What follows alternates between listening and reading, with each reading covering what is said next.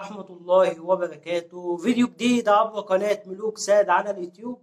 النهاردة إن شاء الله هنتكلم مع بعض عن تردد قناة بيبيلون فيستيفال، قناة جديدة على قمر النايل ساد 2023.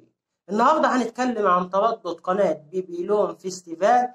تردد القناة هو تردد 11637 أو تكتب 11636. بعد كده هنكتب معدل الترميز 27500. دي تاني حاجة بنكتبها 27500، ده اللي هو معدل الترميز. والاستقطاب هيكون عمودي اللي هي حرف الفي.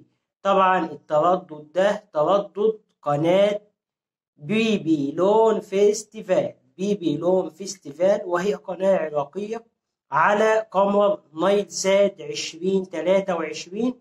طبعا القناة ترددها تردد إشارته قوية جدا، يعني يمكن استقبالها بكل سهولة. تردد القناة تاني 11637، معدل الترميز 27500، والاستقطاب هيكون عمودي، ولكن في شرط. أهم حاجة تتأكد إنك كاتب التردد بشكل صحيح. وبعد كده هتبدأ تعمل عملية بحث، تبدأ تبحث في قائمة القنوات على التردد ده، هتلاقي القناة تحت اسم بيبيلون فيستيفال.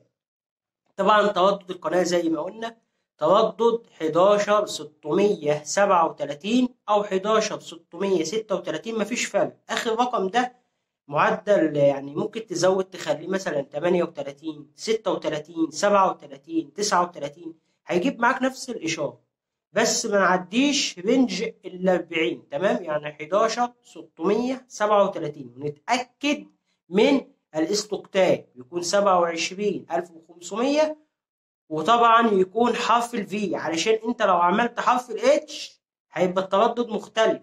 لازم تكتب حرف الفي اللي هي عمودي او رأسي. يبقى التردد المرة الأخيرة هو 11637 أو 36، معدل الترميز 27500. الاستقطاب هيكون في اللي هي رأسي أو عمودي. ده كان تردد قناة فيستيفال على قمر نايل سات، وهي قناة عراقية.